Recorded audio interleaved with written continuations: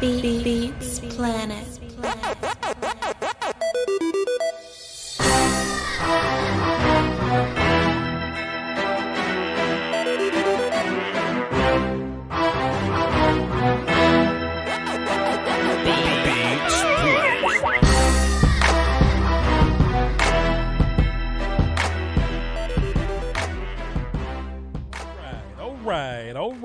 All right. Check.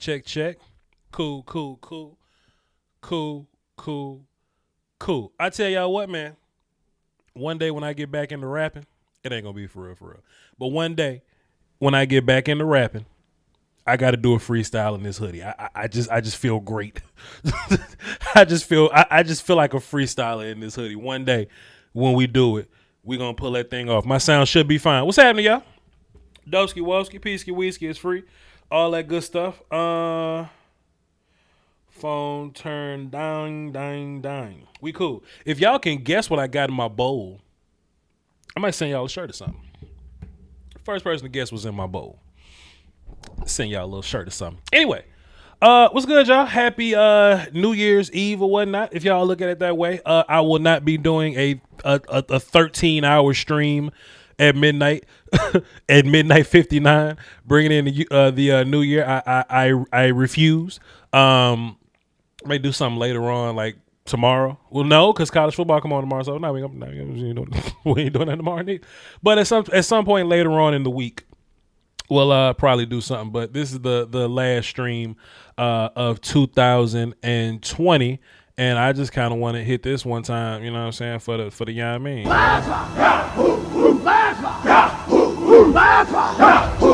Tell you what, man, 2020 was a little rough, but we made it through together, you know what I'm saying? So just, you know what I'm saying, just keep on grinding, keep your head up, you know what I'm saying? Put positivity in whatever it is that you believe in, and we going to keep on rocking, you understand what I'm saying? You understand? You understand? All right. Got a handful of things for y'all today. The phone lines are open because they always open. I just kind of wanted to tap in with y'all, and you can respond to whatever it is that you want. You can bring up whatever topic you want to bring up, but we have some ammunition in case y'all do not want to call in. What's we got? Cool. We got a decent little number in here. The number's pent up in the chat box. I feel like I had a longer.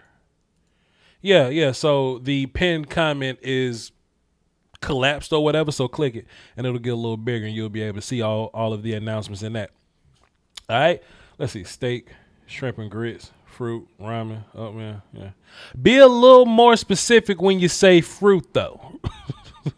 Be a little more specific. You can't just say fruits in there. I could have like dragon fruit in this mug, like that, you know what I'm saying? You just can't say that's like saying foods in there. You know what I'm saying? That ain't fair. But I kind of want to touch on some things today. I was looking at Spotrac, going down the list of free agents that we're going to be dealing with coming up in the off season. I kind of want to touch on those guys, on the people that I want to come back and not come back. Then I would love to have y'all's opinions on who you would like to bring back, and who we could push off the bridge. And I would also like y'all's opinions on playoffs or draft. We're in a situation where we're just in this peculiar situation, I would say, to where, yo fam, like if we win and other team win, then we go to playoffs. But if we win and other team lose, and we're like at 14th and take-a-thon or something. But then if we lose and then other team wins and we don't make the playoffs, then we'll still be top 5. I want to know y'all's interest on that. And like I said, we're gonna get into the phones or whatever. But anyway. Y'all been guessing too long, fam. I wasn't finna sit up here and let y'all guess every single food before we before we pull this thing off. So I'm cutting it off here. Somebody said, what they say? Sun. Oh, he got some sun chips. Ain't nothing in that bowl. Hilarious if nothing was in this bowl. How was your day? We could beat the Buccaneers. Probably, but probably not. Grapes, apples, post the Joseph Osai film session. I have a Joseph Osai film session on my Patreon, so it'll be there until. And then there we go. The U has guessed blueberries. I got blueberries in my bowl, but goddamn, Carl Lewis. And then Vaughn say blueberries in my shirt. Anyway. I have this this page pulled up on Spotrac. Let me go to OBS and I know a better way we can do this. We can go here. There we go. And we can cut that off and we can cut internet on. Okay. And then we'll go, bow. It should be popping up. It hasn't. Why hasn't it popped up? Okay, cool. Let's try this again. Let's go. Boom, bow, internet, click, and pull it up. What the hell wrong with my internet? Shut up. That ain't what I need here. I'm trying to pull up this daggum. You can tell I'm old man because I'm using words like daggum. I'm trying to pull up this daggum page, but it's not letting me pull up. Will it pull up the phone list? No, the phone list. No. Okay, so this is what we got to do. We got to pull you over. Hold on now. Tech Voch going to get this right now. I got to click on internet and click it from Windows. Boom, boom. Bitrate. 8 up. Boom. Then, bam. Because it's on Game Pass, you goofy ass. Then, will that do it? Oh, that's crazy. So let's go back to me. Let's go back to me, and then let's full screen me. Then we'll open up that. Then let's go to window cap. Then here we go. All right. About time. I probably should have did this before I brought y'all in, huh? It is what it is. So then we can hit the little alt button and pull. Then we can go to the other side and right there. Right there. We can even pull y'all up a little bit. Yeah, and close y'all and bring you over and bring you down. And here we go. I think that's enough screen there. And we'll put this right there. I think that's a good place to put it. So now we can go here. Okay.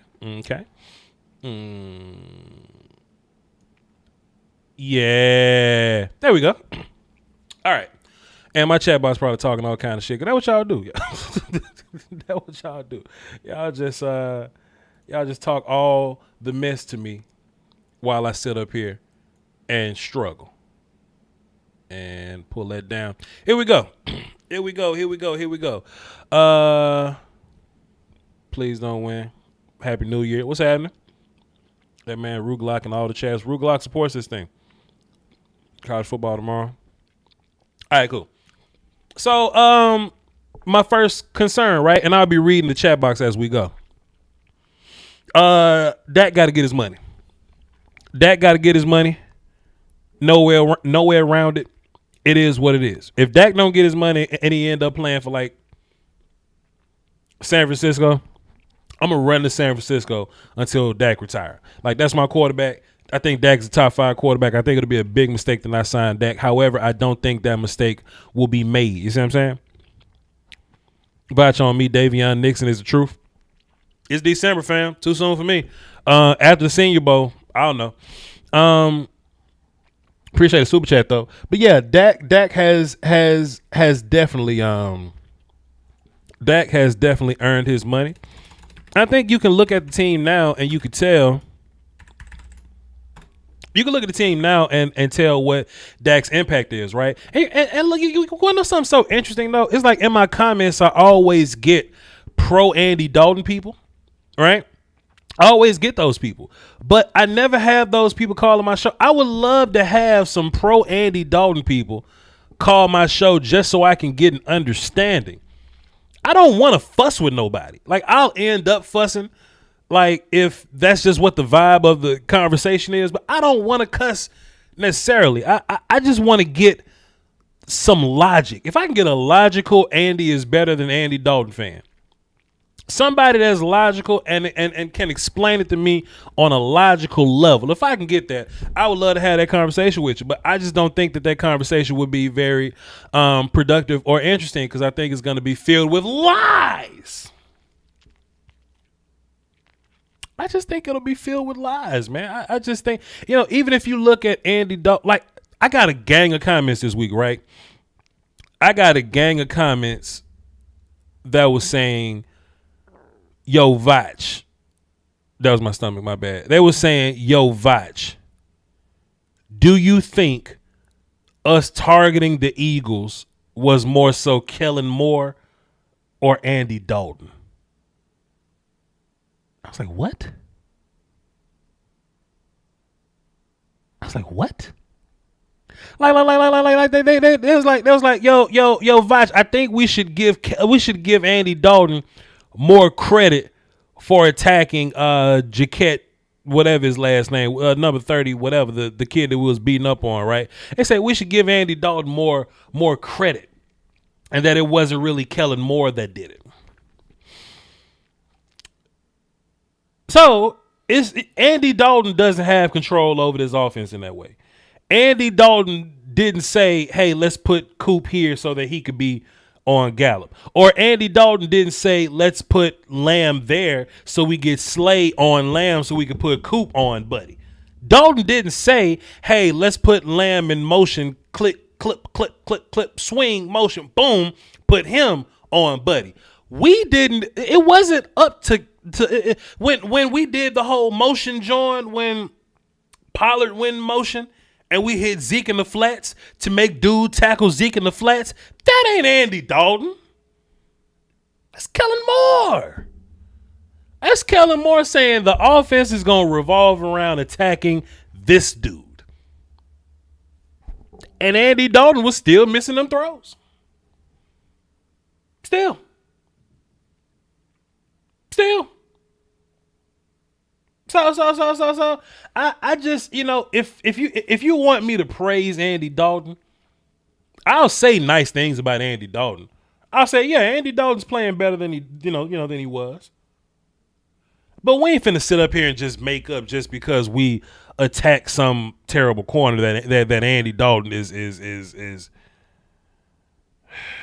some transcendent thing that can, we can live without Dak with this guy.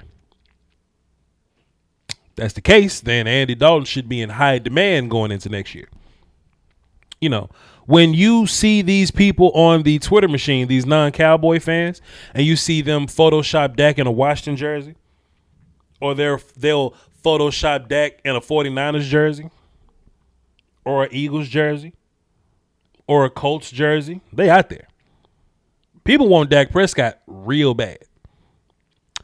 Where's the Andy Dalton Photoshops? Where they at?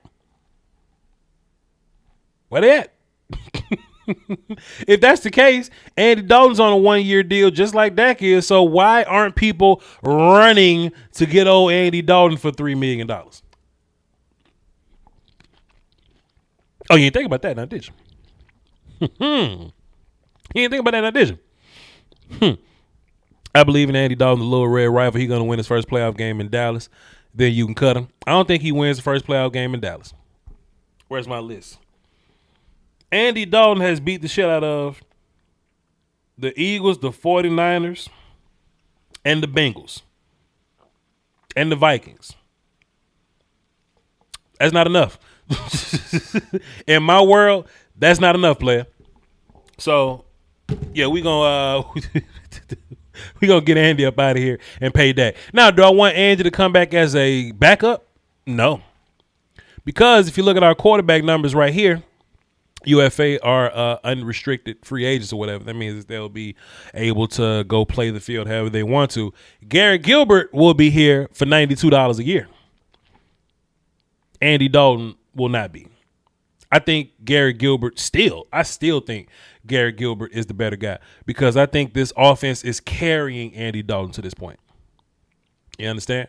So I'll just get to a point to where the offense is carrying Garrett Gilbert and he'll be my guy. If that makes sense, And look, if it don't make sense, you just let me know and we'll just go from there. We'll just say it won't make sense. But it makes sense to me. Before we move on to, let's see, running backs are fine. Before we get to receiver, I'm going to go to the phone. Also, chat box, I would love to hear y'all's thoughts about the whole re-sign Andy, re-sign Dak. And then when I get back, we're going to talk about wide receivers. But for now, we got Short Dog on the phone. What up, Short Dog? What's up, Voch? What it do, bro? Man, trying to make sense of it all, player. What's happening with you? Look, I got a couple things. I mean, first on the Dak thing, it really kills me. You got to understand something. Andy Dalton's out there. He's playing against, look at the guys he's playing against, 3 backup quarterbacks. Yeah. Teams that were very injured, teams that were trying to tank. They seen the Dolphins do it. They say, take one bad season and let's get to draft position. That's what we should have done a long time ago, but we didn't. So now we're in this situation where the bricks are all over on top of bricks, and we're waiting for phone calls, and we don't know if we're going to get undercut here. We got to hope for all kinds of stuff. So at this point, we might as well just roll. I mean, it would be very bad for us to lose to a Giant team that has had like 3 scoring drives in the last 4 games. Yeah. They're a bad team. So, I mean, all Andy did is kind of prove himself what I thought he was. He can beat bad quarterbacks. He's a pinch starter. He's nothing special. I mean, especially when you got those receivers and the running backs he has. So, I mean, at the end of the day, he don't impress me much. But at the end, I don't understand this Colin Cowherd started this big old rave on Twitter talking about how Dak isn't worth the $37 million and all this and that, but they don't understand Dak is growing. Dalton has never been the quarterback Dak has. And one thing you can go back at Dalton, he's always been harmed for his playoff runs. Look at Dak, he beat Russell Wilson, bro, no cap. Like, this dude's banged with the big guys. He went against Rodgers his rookie year, he almost got him there too. You know, like, Dak is still, you can't call Dak a finished product because he's still growing. And plus, it's like apples and oranges, like you said. Look, Andy ain't going to be a starter next year. Right. You know, these people are telling me, I'm saying, okay, so we don't get Andy, we can get him for free next year because there's going to be Cam Newton kicked to the curb. There's going to be some more guys, and these guys are going to be looked at as mentors and backup quarterbacks. That's what they are. Dak's a star. Dak's a transcendent star and this is the thing. You're in the game, and you need the most important position, the king in the king pawn, and Dak is it. Quarterback-driven league. If we don't have Dak, we don't have nothing. So I'm on the boat with you, bro. Like, we finally found a guy that's gonna grow a killer, something that checks all the holes, and then they're gonna get rid of him. It's crazy, bro. But no, I don't think they'll do that because it'll tear everything apart. This is Dak's team. I just hope we sign him and do right, and then will we trust? We could go all the way from 19 to 11. Top 10, or we could go to 15. So it's going to be crazy now when the brick call comes, because that's going to be a different story. But as far as guys I'd like to re-sign, I mean, I would honestly. I was going to tell you this. I know it's a controversial thing, but they haven't given Crawford no tick as much as they should have. Right. You know, I think Crawford's one of our better run defenders. So he's not getting no burn. I would rather have him on a minimum contract, him and Alden Smith together, minimum. Anything more, both those guys, I don't want him. I'm taking Gregory, and I'm taking Lawrence, and I want these guys to be out there, you know, being dogs out there, and then we can switch it up and find guys, younger guys, to kind of build into it. You know what I mean? But other than that, the only guys I'd keep is Cheeto at a cheaper deal. You know, let him bounce back. You know, Jordan at a very cheap deal, you know, and draft one more cornerback at high end and see what you got, you know. We see if we can get something done in a safety. That'd be my whole deal is to hit safety, defensive tackle, cornerback, and we'd be straight, and then another offensive lineman. You're always preaching about, hey, let's get offensive linemen. Offensive linemen, people don't understand that's the most important part of the game, bro. That's what makes the whole brick. That's the whole. It's nothing else. This is the pure. Is the offensive line where it's won or lost. Right. And you've been hey, just draft a guy every year. Just draft a guy. I'm a big believer of that. And how many guys are saying, hey, Voch, they want to say Joe Philbin, that guy should be offensive lineman of the year. How many guys come and say, Voch, hey, you should be the vlogger of the year for calling this shit out 2 years ago. But hey, Voch, but I'm going to give you your flowers right now. I'm going to tell you this, so people just look at this. What I look at when I see a legend, and when I call a legend, it's hard. I don't find many. I've seen a lot of street legends, but let me tell you something. I've seen guys with big platforms, the biggest, Sports Illustrated, backed by Sports Nation, SB Nation, and they've been doing this game forever. But if they don't come and get the stamp from my boy Voch, they just ain't hitting right. You know what I mean? And sometimes you see their numbers and then they get mad. Like I'm a big analytic guy, and numbers lie. Numbers never lie. Men and women do. And I look at these guys. The only guys blowing up on page are the guys that are riding with Voch. You turn on your computer, everybody's going to leave everybody else's chat. And the guys that you stamp are the only ones that are official. That's how big, that's why I always call you, you're like Jay Prince in this bitch, dog. You know what I mean? I ain't trying to get you demonetized. I don't want to be saying no bad words, bro. But your game is deep and thorough, bro. And maybe we're going to link up one day, dog. I'm going to show you how we do it. We're going to kick back one of these days, dog. But later down in the road, because I mess with you heavy, Voch, for real. And look at this, another thing. Go look at Blogging the Boys. I put a blacklist on him. I put him out in the hood. I told all the Mexican Cowboy fans, I said, don't mess with these dudes right here. Tio Taco's hating on my boy, the guy that gives me a spot to shine for all the raza all over and proud of it. And then look at his. He got 3,000 views, bro, and he's got SB Nation behind him. And Voch is just riding solo out the tip, getting it out the mud, my dog. It's not even funny. It's not even fair no more, bro. You know what? Voch, I mess with you. You know what, Short Dog? One day. And I'm not able to do it now because I'm not big enough. But when I'm big enough, I'm going to have an army. You going to lead that army. Yeah. You going to lead that army. Yeah. You understand? Go ahead. Yeah, no, and I'm gonna be there too. I got some. I'm gonna get my money up too, and I want to be part of it. Cause like when you say I feel you on this, you say I want to see this guy eat. I bring the watermelon. That's what I love, bro. Like your community is a second family to me. Other than my gang, you guys are my gang too, because I mess with you guys. Like all the guys I know from you, bro. I got so much love for them. The respect that Cowboy fans were like-minded. We see things. We stand up on morals. We stand on our toes, dog. We don't bend. We don't fold. And you're the leader of it. And we'll be together, Voch. We'll be watching Cowboy. When this coronavirus is done next year, I'm gonna link up with you, cause I got people in Texas, bro, and I'm gonna go see you, and I'm gonna show you what's up in Texas. 100%, man. I can't wait. Appreciate it, short dog. All right, dog. Yeah. Tell you what, man. One day, I'm not big enough to do it now, but I'm gonna have big enough influence one day to where we gonna have these like community missions, you know? And I kind of like doing it now, you know, like if I'm live and I'm wrapping up and I see somebody else live, I'm like, hey man, go over there and bump their numbers up one time for the algorithm. Then I send 5,000 people over there to bump a number up, you know what I'm saying? Just to help another stream out, you know? Or I see like a up and come, like, for example, Space Cowboy, right? When he was like coming on the show and we was trying to bump his page up to make his page great. Like it ended up happening, but it took like some months to happen. I want to be at a point where I got this community where, yo, like if this dude is great or this gal is great, right? Cause we're going to have some lady YouTubers too. If this YouTuber is great, I want it to be to where I can send people there and they get an instant bump, because sometimes, you know, the best YouTubers don't get the eyes. I don't know what the hell the algorithm does and how they choose who goes to the top, but you know, there's a handful of people that I think should be up there. One day when we get this daggum thing right, when we get this thing of ours, you know what I'm saying? When we get it where it's gonna be, we're gonna have some missions. You know what I'm saying? Short dog gonna lead his own branch of the army. I got a homie Eddie Clemens. He leads the SEAL team side of the army. We gonna have short dog holding down the streets. You know what I'm saying? That's how this thing gonna be. You know what I'm talking about? That's my ambition. This the kind of thing that keeps me up at night. You know what I'm saying? But we'll talk about it. What else we got? What else? And then if we want to shit on Block of the Boys, we'll just run over that 5,000 people strong and just shit on Block of the Boys. Yeah, well, whatever we want to do. Whatever we want to do. Whatever it is that we want to do. What they remember at the end of Thriller, he was like, yeah, you know, let's go ahead. You know, we gonna go to the crib. We gonna. That's how I feel. That's how I feel, you know? But anyway, we'll cross that road whenever we get there. But as of now, we have to keep grinding and boogieing. You heard? So, with that being said, if y'all want to call into the show, man, the number to call in is 515-606-5187, access code 309-104. Short Dog kind of jumped around to the D-line a little bit, so I have no problem jumping around to the D-line. So let's just kind of take a look at him, right?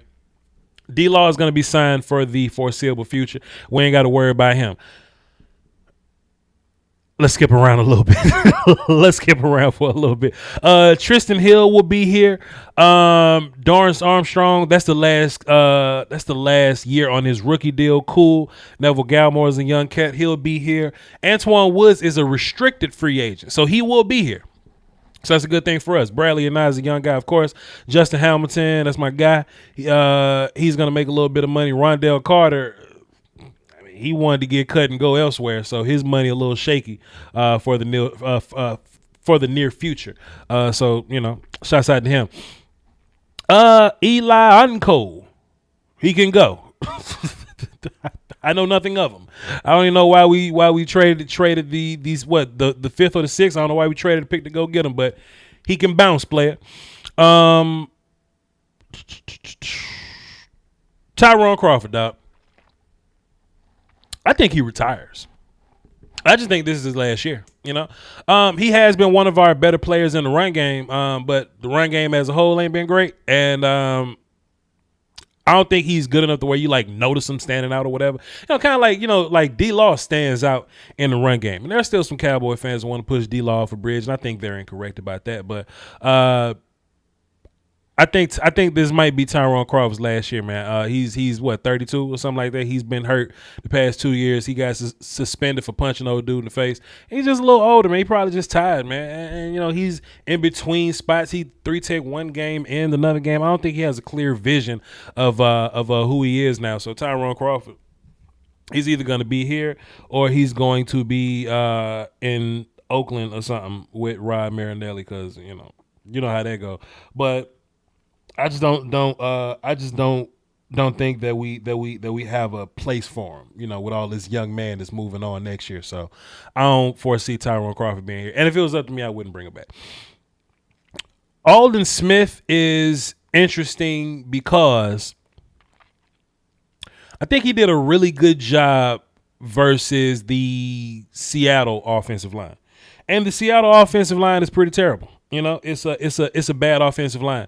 So I think when he got those sacks against that offensive line, I think that kind of drove his hype up a little bit. And that was like week 2 or 3 or something like that. So we were like, oh, Aldon Smith is projected to get 100 and something sacks, you know what I'm saying? But he didn't end up fully filling out to be that guy. And I don't want to overhype Aldon Smith based on that one game that he had. Now, he's good in his spots. He's good here and there. As a rotational defensive end, is he better than Dorrance Armstrong? Possibly. 100%, Mr. Wolf. So it just depends on his money. Aldon Smith making, what, 1.3 mil right now? That's fine. I don't mind Aldon Smith at 1.3 mil. But in a situation where we got to re-sign him, I don't think he's going to come back for 1.3 mil. If he comes back for like 1 or 3 mil, sure. I just don't think that's going to be his number necessarily. But that is what that is. Can y'all see this on the thingamajig, the shit? Can y'all see that pretty good on the screen? Is it big enough on y'all screen? Because it's big enough on mine. But I just want to know if y'all need me to make it bigger for y'all to see better. Y'all let me know what the visuals look like on y'all side. I'm just looking on this big ass screen, but we'll see. We'll see about Aldon Smith. It's not like Aldon Smith is like a long-term guy that's going to be here for a long time. He'll probably be like a rotational dude. He'll probably be like a mercenary type of cat that'll just kind of get his money and bridge along Bradley and I, possibly. You know what I'm saying? That's how I see him. The flip side of that, let me do my Googles before I say this. Let me pull up on the cell phone before I say this because I want to be appropriate, you know? Let me go to new tab. Let me see what this is. Okay.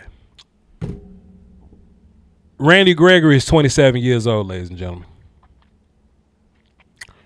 And he's making less than Dorrance Armstrong next year.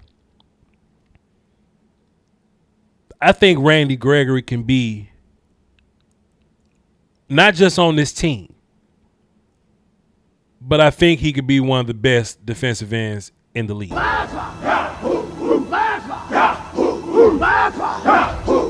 That's how I feel. That's how I feel about brother Randy Gregory, you know. And I don't want to take this time out to be told you so guy, because that's not my business. I'm trying to rehab out of being told you so guy. Nobody likes told you so guy. But I do think there's something to having a tad bit, and I don't even want to say foresight, but clairvoyance. Just being omniscient. Foresight, sure, about this whole Randy Gregory situation, you know? Just a dude that can roll out the bed off his couch and be one of the better pass rushers on your team. Ladies and gentlemen, that's crazy. And we never really seen Randy Gregory have like a whole offseason and turn that into an adequate 16-game season. Never seen that from Randy Gregory. He doesn't have wear and tear on his body. He's been sitting out longer than he's been playing. He's only played like 30-something games, Randy Gregory? He's only played 30-something games. Randy's the best pass rusher on this team. His only problem was like marijuana and the league's marijuana policies. It's not like he's a bad teammate. The teammates love him. I don't foresee there being a problem with Randy Gregory moving forward. So much so that I don't even think we need to draft defensive end. I'm fine with what we got. Randy, D-Law, and a rotation of Bradley and Alden Smith. I will take that. Rondell Carter, I guess. Dorrance Armstrong needs as little snaps as possible. He needs 7. Dorrance Armstrong and Bradley and I need to actually switch snaps. In my mind. Look at Rue Glock said 37 career games, 1 career start. That's crazy for a dude that rolls out the bed the best defender on your team. I'm not bullshit. Randy Gregory gonna make a flat out $1 million next year. In my mind, I feel like if we throw a deal, like, hey, Randy, we'll give you a 4-year, $60 million deal. That's like $15 a year or something. That's like $15 million a year. Randy not only would love that deal, as long as his agent don't get involved, because if Randy is still humble with us for hanging in there with him, I think he should take that. But fam, you know how much weed he could buy with $15 million a year? Randy gonna start a goddamn dispensary, boy.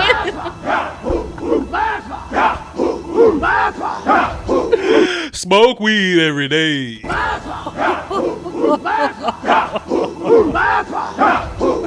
I want Randy Gregory to be on this team for a long time. As long as Dak Prescott's on this team, I want Randy here. The next 15, if you don't mind. It won't be 15 years, but the next Randy 28, he'll probably play like 6 more years or something, maybe 6, 7 more years. I'll take those years. Give me Randy Gregory. Y'all want somebody that's going to be your next DeMarcus Ware? Randy Gregory with a full off season, a full team workout, coming back. 16 games?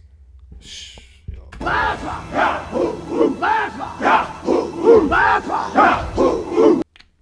I was watching Randy rack up all them quarterback hits and tackles and sacks. I was like, ooh, Randy high right now.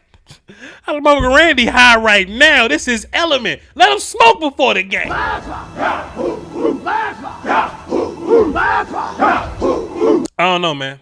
He's when I redo my top 10 favorite current Cowboys list, Randy probably be on that thing. Randy probably be on it. Let's move on.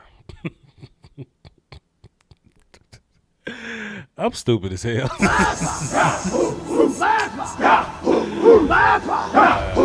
right, let's move you out the way. We don't need you. If you want to call into the show, the number is 515-606-5187, access code 309-104. How many concurrent viewers I got?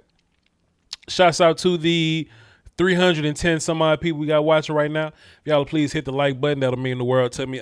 Later on, directly after this stream, I'm going to run to the Patreon. We're gonna watch Jamar Chase from wide receiver from LSU and Jalen Twyman, defensive tackle from Pittsburgh. We're gonna run over there and check those guys out. So come holler at us on the Patreon. And if you're a member of the Patreon already, we have some polls up there for y'all to vote on. So go over there and vote for the next film sessions and help me decide when we're going to watch quarterbacks. And after that, I'm going to play Among Us tonight with some of the people that's in my gaming community on my Discord. The link is in the description. The link is in the description for all those things. So appreciate y'all for tuning in. All right, let's go back here and pull the chat up and put the phone in the corner. All right, cool. We got receivers. We should be good at receiver, right? Our big guys. How long are our big guys here? I know Gallup's here till 22. Gallup is here. Gallup is making $1 million. That is crazy. That is crazy. Gallup is making $1 million, and his contract is up in 22. Coop and Lamb are going to be here for a while. Lamb also has a 5th-year option. That's fine. So it's only really Noah Brown. Malik's going to come back. He's a special teams guy. What is ERFA? Is that like an extra restricted free agent? Y'all got let me see. Y'all got a key on this thing to tell me what an ERFA is? No. Nobody's going to tell me what an ERFA is? Well, for now, we're going to take that as an extra restricted free agent. They are extra restricted free agent. That means they are super hard to get off this team. It's going to take a lot of work to get them cats off this team. All right. So pull you back up. All right. So I mean, I don't see these complimentary receivers really mattering very much necessarily.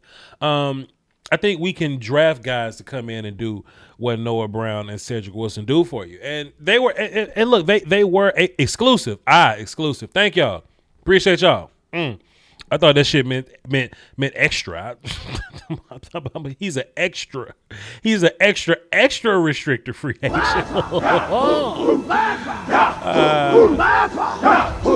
That means we have the rights to him there. My bad. That means we have the rights. So Cedric Wilson will probably be back next year. So that'll leave us with our big three: Cedric Wilson, Malik Turner. Guidry opted out, so everything gets pushed back one time for him. Stephen Guidry is the receiver from Mississippi State, unrestricted dude from Mississippi State. And Noah Brown will be gone, but Noah Brown's not a guy that you pay, so he'll be gone. So hell, man, we might have to draft somebody in the 7th round or some 6th round. I don't know, or just get an undrafted free agent like some of these guys were. So that's cool. But as long as our big three cool, Cooper, Lamb, Gallup, and if Cedric is going to relatively quasi be here, then cool. Robbie Radford says extravagant free agent. That means he costs money. So yeah, I don't really see wide receiver being an issue for us. This thing only gets fun for the defense or whatever. Now, let me definitely pull this out so I can see.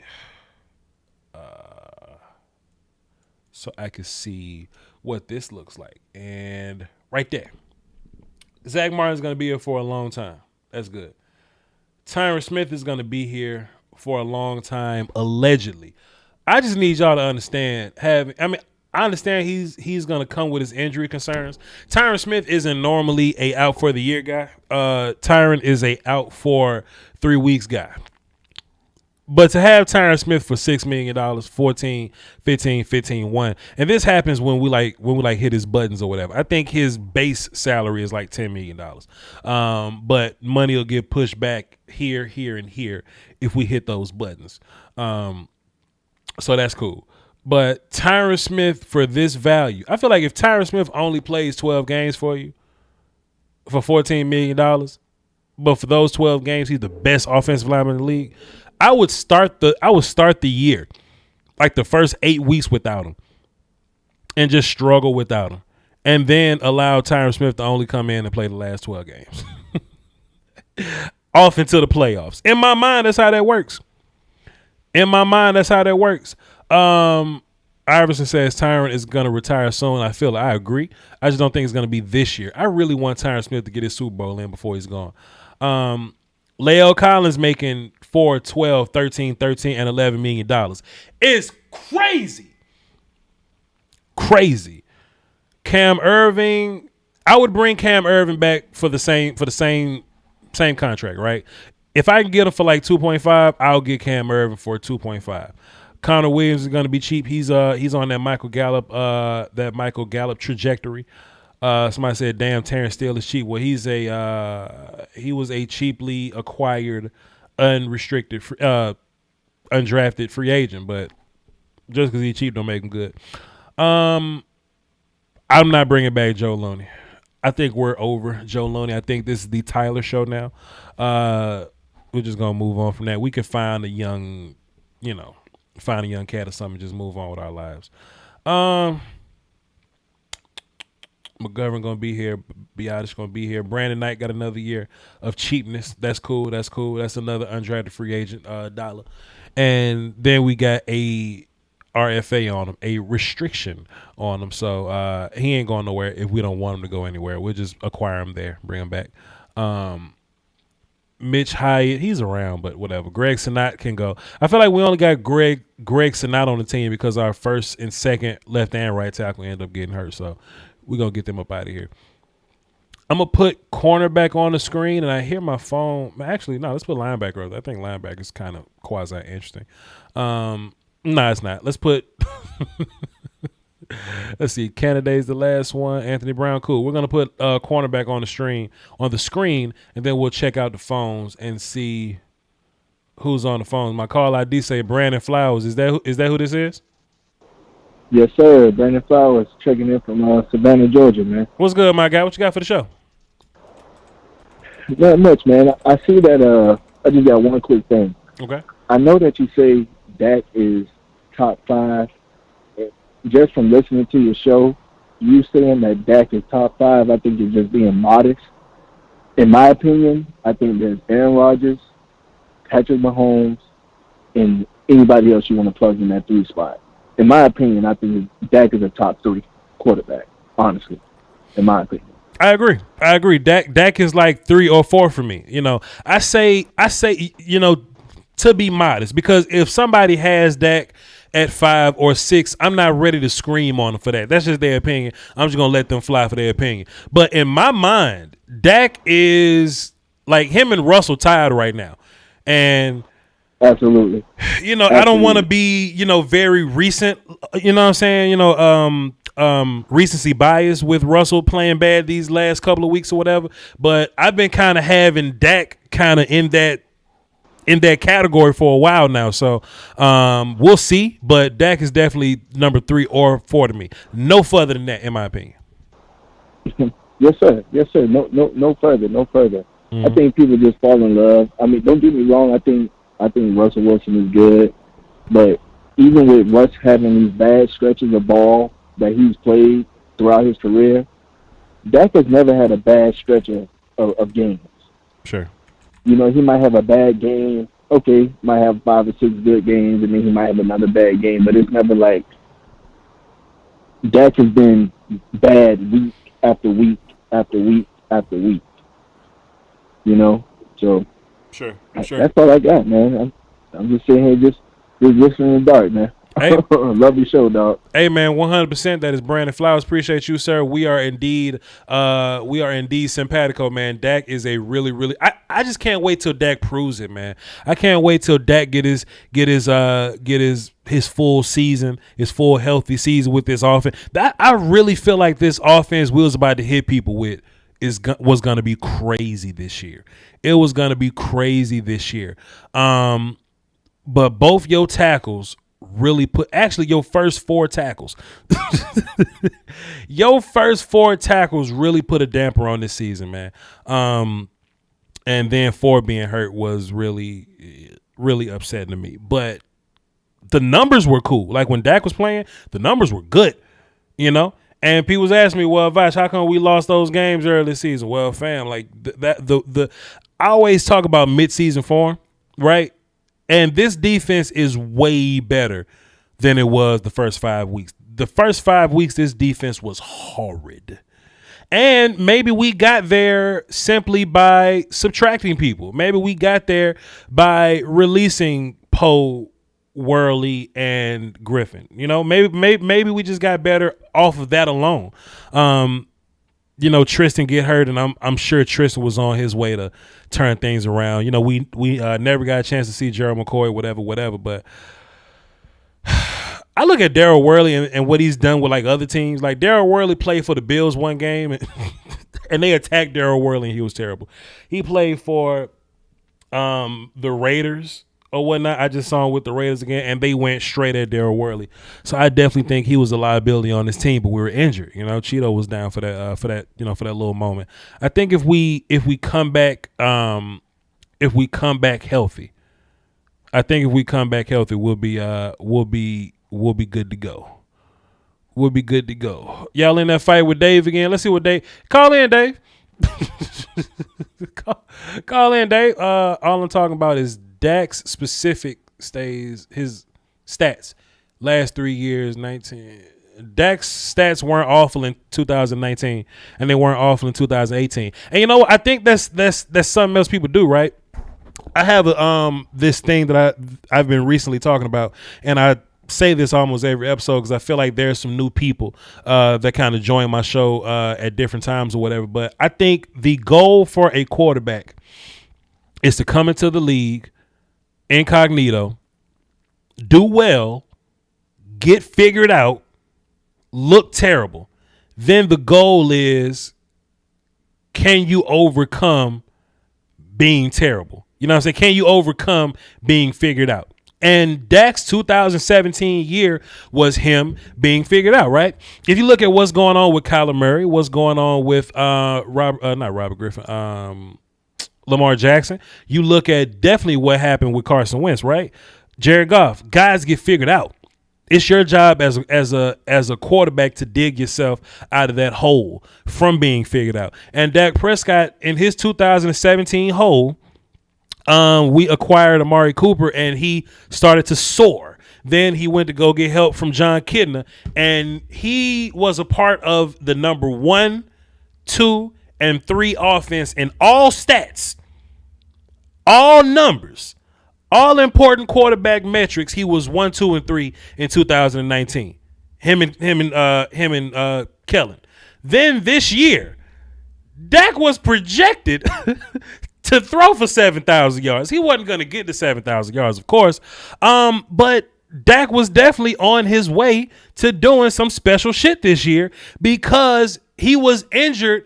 7 weeks after he was injured, he was still one of the top 10 quarterbacks in the league. This is facts. What my man name is that we talking to, Dave, he says, I don't want opinion. I want facts. These are facts, my good sir. If we want to look at the 2019 season, if you want to say, well, Dak went 8-8 last year, what's the problem there? Okay, cool. The Cowboys indeed went 8-8 last year. But if the defense doesn't give up 4 touchdowns to Aaron Jones, we'll be 9-7. If the defense doesn't make the Jets look good, we'll be 10-6. If the defense don't make Mitch Trubisky look good, we'll be 11-5. Am I tripping? Dak didn't have the best game in the world versus the Patriots in that monsoon, but I get it. He didn't have the best game in the world versus the Bills. He didn't have the best game in the world versus the Eagles, but I'm talking about Bills, Patriots, Eagles. I get that. He's not going to be perfect. Dak's not going to be the greatest quarterback of all time. He's not going to be that. But Russell Wilson, a guy that you respect, has been looking shaky his past 5 games because these things happen. But if you want facts and not opinions, we have the numbers. We have the numbers. Before Dak got hurt, he was top 5 in wins since he's been in the league. We have the numbers. It's a lot deeper than just my opinion or just my miscellaneous thoughts, sir. And I have a video to back up every single thing that we've talked about. You know, I ain't got all the numbers on top of my head, but when I did this research, because I get obsessed over shit like this, I did a video on it. Even if you want to make the argument that Dak isn't good against winning teams, I did that research. Dak is 6th versus winning teams. Dak has a higher percentage against winning teams than Drew Brees is. You know what I'm saying? The only quarterbacks that's over him was like Tom, Aaron, and he was close to Aaron. Pat only been playing for 3 seasons, but whatever. And I think Watson was like 1% higher than him. You know what I'm saying? But besides that, Dak better than everybody else. Dak been winning more games than everybody else. So I just don't know what argument we're looking for in particular, man. And I don't want to make this a shouting match, but you know, just kind of is what it is, though. Let's get Brandon on the phone from Franklin Football. What's up, Brandon? What's going on, Voch? How you doing, sir? Coolin', my guy. So I noticed that you was talking about, you know, you had previously did the research about Dak Prescott compared to other quarterbacks. So I went ahead and pulled that video up while you was on your soapbox, and I went ahead and screenshot. So I got you. Thank you, sir. Thank you, sir. This is what I need. Hold on, time out. This is what I need. Hold up. I love support, man. Go ahead, my guy. So, other notable, I'm reading your image that you had on there. Yeah. Other notable QB's records in the playoffs when their defense allows 30-plus points. Mm-hmm. Tom Brady 2-2.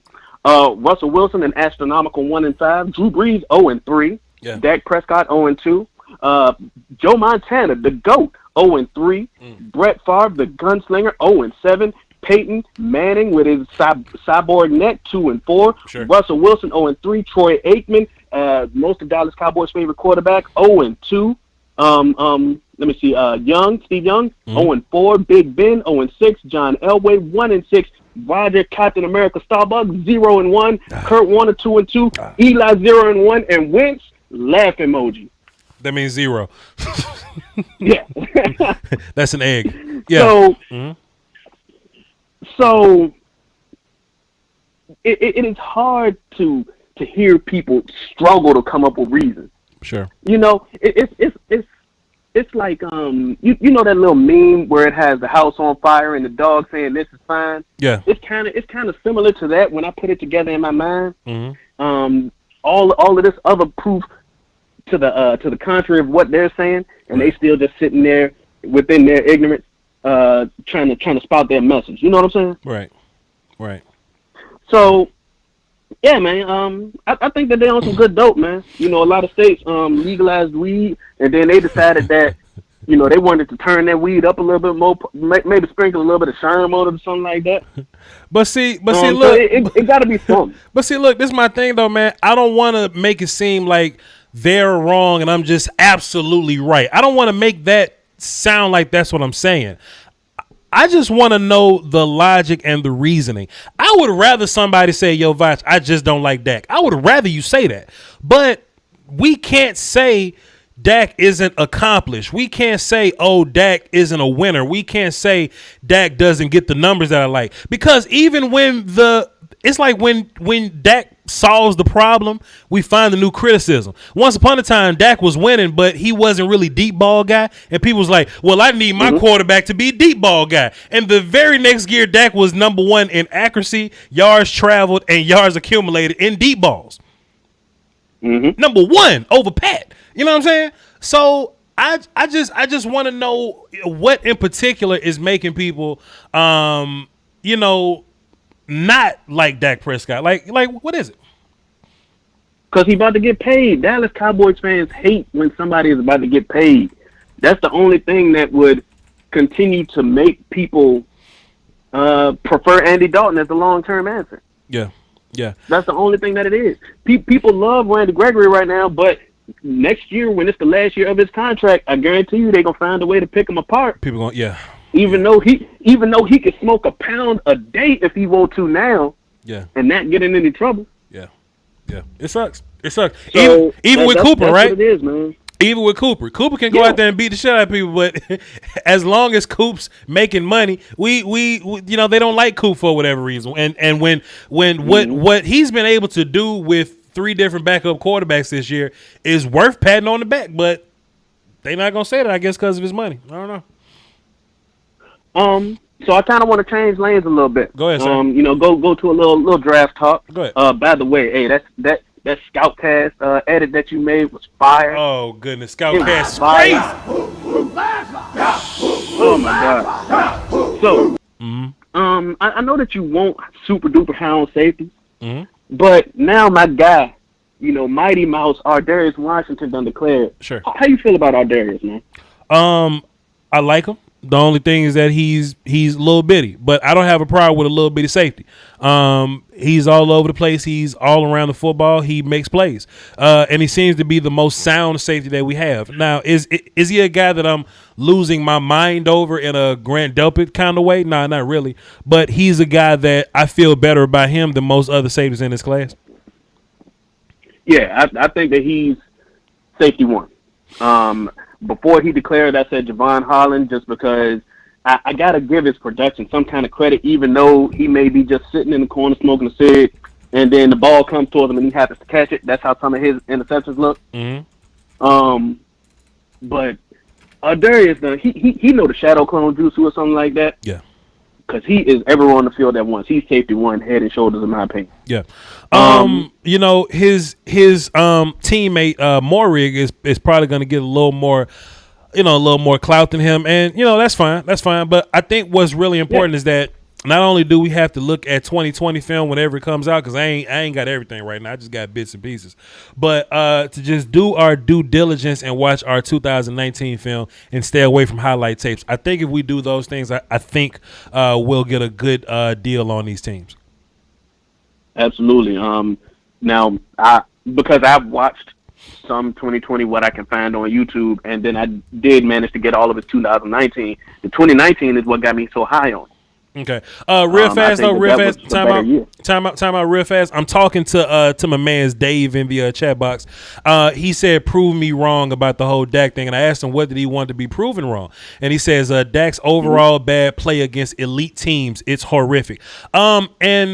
This is not me fussing at him, but I do think this comes with people that don't watch other teams play against elite teams sometimes, right? Like you can think highly of a team, but when they play an elite team, they look bad. But it makes sense because if you're going to play an elite team, elite teams, playing a good team. Elite teams normally they normally lose.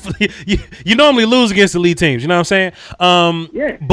But even with that though, I did the video. I did the numbers, and Dak Prescott, in terms of wins and losses, right? He's sixth amongst those teams. Everybody loses against elite teams because they're elite teams. Dak is sixth. So, yes, he loses to elite teams, but quarterbacks that you respect a lot, they also lose to elite teams. Go ahead, sir. If I could find that while I'm talking to you, I would have it up. But I did see that graphic in that video as well. I only did one screenshot. I'm sorry, I didn't do my job well. It's all good, man. It's fine. This was real last minute spur of the moment type thing. You know what I'm saying? But it is what it is. You know. But I kind of wanna stay in draft, but switch another lane a little bit. How you feel about Nick Bolton, man? He's Mike 1 in my opinion. Nick Bolton is incredible. I think depends on what you're looking for. I may be looking for some of those things. I think I would play him over Parsons. He's not. Oh yeah, absolutely. He's not a better prospect than Parsons. He has a higher floor. His floor is way higher than Parsons. Parsons has the ceiling, and honestly, I think Parsons would be a Sam in a lot of situations. Dallas already has a lot of Sams. I think that, of course, we can't count on Sean Lee because he'll come out with 3 casts on and just cut him off before the game starts. Yeah. But Leighton and Jalen, I think, are Sams. Who would you trust in the field in the middle? And granted, like I said, his floor is higher, but I'm not sure about his ceilings compared to somebody like Parsons. Yeah. I think you want somebody that you would trust more to command that defense and put that green dot on the helmet. Yeah. So look, this is my thing. His floor is super high. But but he is what he is. Like, I don't think he has a very high ceiling. You know what I'm saying? But if his floor is high, then you may not need him to have a high ceiling. Exactly. I think that he's not, what's the word I'm looking for? The reason that he's able to excel is because I think that he thinks a step ahead of a lot of other people. Like, I don't think that Nick Bolton is like super duper fast guy. Yeah. But he'll get that first step in the right direction before he actually needs to in order to make the play. And that's how he can succeed. I want people that are cerebral like that. Brandon, real fast, we're going to bring Dave on here so we can hear his anti-Dak Prescott argument so we can see what he's working with. Let's see what he say. What's up, Dave? Yeah. Hey, what's up, Voch? How are you? Cool, my guy. Thanks for coming through, man. I always appreciate people that have a difference of opinion, but they not scared to come on the phone and talk about it. You know what I'm saying? Because, just absolutely. I'm not here. Actually, I like Dak Prescott. I'm not bashing the guy. Right. I just don't like how everybody thinks this guy is top elite, and I just don't see it. So prove me wrong. I mean, so here's one of my questions. Go ahead. Okay. Right. Okay, I'm sorry. No, you go. So last season, right? Yes. So if you take against the winning teams and against the non-winning teams, okay? He was 1-6 against the winning team. He beat the Eagles. I'll give you that. But then he got smoked when it was the season was on the line. Mm-hmm. And then also he was in even 8 TDs to 8 interceptions against the bad teams. And we had some bad ones there. We had the Giants. We had Washington. He had the Miami Dolphins. I think the man had like 18 touchdowns in the first 3 games or something like that. He was 22 TDs to 3 INTs. Listen, I'm not saying overall those numbers are not great, but when you break it down, I could give a rat's butt if he throws 5 touchdowns against Washington and then 3 games last year scored under 10 points. Okay? So that's my issue. I mean, we can talk about 2019 and we can go from there. So before I get into this 2019 conversation, and Brandon, you can just chime in whatever you want. Before I get into that, what did you think about his start in 2020? Before we get started, what do you think about how we started 2020? Yeah. 2020, I do think he played good in the second half. I'm not going to lie to that. But I do think Elliott, Zeke, our man, and Dak was turning the ball over and putting our D in bad situations. Now, do I give him credit coming back? But he was also part of that blame. Sure. So, listen, I'm not going to sit there. Quarterbacks are going to fumble. Right. I don't, the best are, right? It doesn't matter. Right. Right? So, but those games, a lot were because the offense was turning the ball over. Our money is put onto the offense. We have the playmakers. That's who we invested our team in. So they're the ones that have to lead, okay? Sure. I get mad when everybody kills our D, acting like, they're the reason. And quite frankly, our offense, we win offensive teams. Am I correct with that? Do you think that it's interesting that when our defense plays well, that we win football games, and when our defense is the worst defense we've ever seen of our life, we lose football games? Do you think like is that a coincidence, or is that directly tied into to I think we're winning the turnover battle. Okay. The offense is not giving the ball up as much. Okay. Now, am I saying is that all because of Andy Dalton? No. Okay. I'm just saying that's overall general football. You win the turnover battle, you're going to win the game. So when my problem is Brandon, wait. Brandon, wait. So last year the Cowboys were very last in turnovers. Do you think that helped Dak at all? I'm not saying Dak is perfect. And should Dak have played better in that last Philly game? Yes, me and you do agree there. But do you think that the defense being last in turnovers and the wide receivers being first in drops, do you think any of that hindered Dak Prescott? No, it would hinder any quarterback. You're absolutely correct. But let me follow up on that question. Go ahead. Okay? Go ahead. So I'm looking at his specific stats, okay? So when you break it down, I agree with you wholeheartedly. But, man, when you have 8 touchdowns and 8 interceptions against those teams, those 8 games, you ain't going to win. You're not going to win football games. Do you think that Dak throwing those interceptions are a product of him trying to get his team back into the game and forcing the pass? Because by nature, Dak is a very safe quarterback with throwing the football. Dak never really had an interception problem until his defense became horrid. So in that year that you're talking about, right? In that year that we went 8-8, if Aaron Jones in the Green Bay Packers, if he doesn't get 4 touchdowns on the ground, we probably win that game. If Mitch Trubisky doesn't beat up on our defense, we probably win that game. That's 10-6 right there. If there's probably a couple of games we should have lost too. So I mean, Sure. I'm not a person who likes to go back to say, oh, what if? Okay, I just look what I saw in the game, right? Okay, so, right. I just go back to the year last year, man. It was when your team has 100 point differential for the whole year, and you have 3 games against top teams, and I'll even throw Buffalo in there. Okay. And you can't score more than 10 points, you got a problem. So if we're going backwards, what if I told you that Dak Prescott was a top 3 quarterback in wins? Like, what does that mean for you? So he got hurt in 2020, but from 2016 to 2019, Dak was the second most winning quarterback in the National Football League amongst all of them. What does that mean to you, sir? That means we won some games. But we also, a lot of those games, if you got to admit, were bad teams. And I'm not saying like the Patriots, they beat up bad teams, but they were 14-2. They were 13-3 getting home field advantage. You're throwing out 2017, 9-7, 10-6, 9-7, or 8-8. Okay, and I think he had an exceptional. I was the biggest Dak fan in 2016. The man played great. I didn't see one flaw. What I see the guy do is he's led on his team to play against their strengths. Right? We had the best running attack in the league. We had the best offensive line, and we had a quick, fast defense. We're able to get turnovers, so we controlled the clock. Thank you. Stop right there.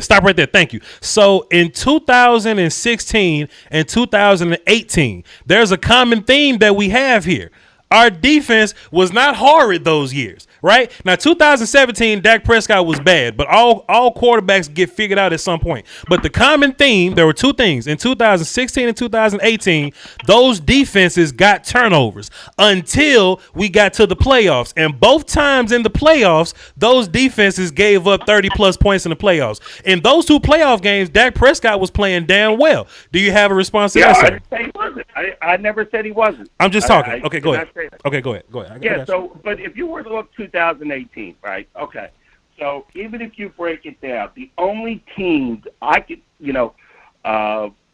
played great against was the Eagles. I mean, a team that at least had a 500, and they were a little above 500, right? So I could be a little bit off, but when I look at what games that he played great against elite, and what games has he won? Man, I'm going back 2 to 3 years, okay? Seattle playoff game, he was phenomenal. I loved it, right? I'm a diehard Dallas fan. He played great.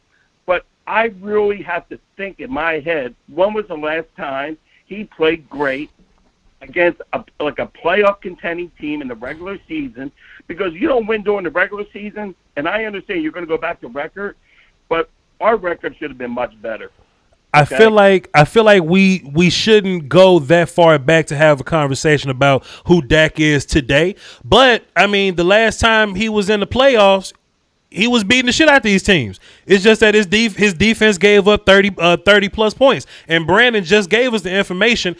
Even Hall of Fame quarterbacks in the playoffs, when they team give up 30 plus points, they lose those games. Dak was beating the shit out the Packers. I'm not talking about 2 games, man. I'm talking about a career. It's been in his.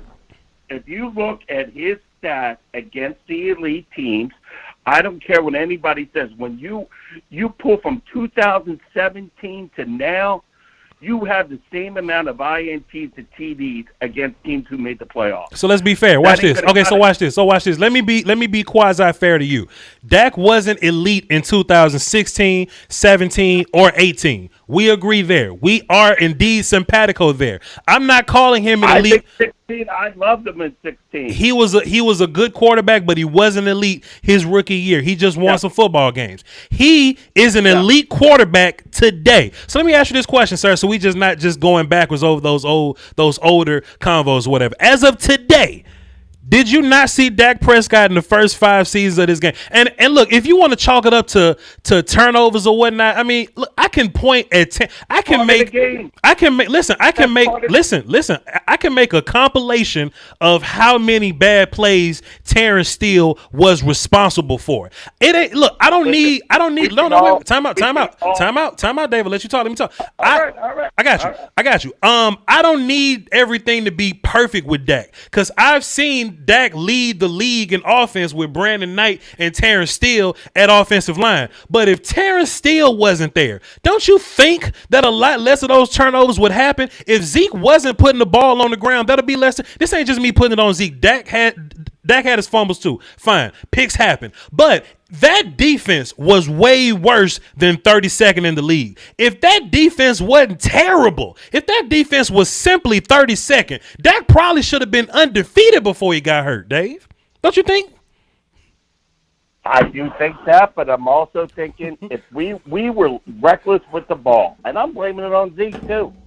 But what I'm saying is when you turn the ball over and you give it to the other team on the 40-yard line, you're almost giving up 14 points. Okay? So no matter what you do, you cannot put your defense, if your defense is not the strength of your team, it's your offense, you cannot be giving short fields. And it was multiple games. And we all know the Atlanta game, everybody's going to say, well, he came back and, won that game. Come on now.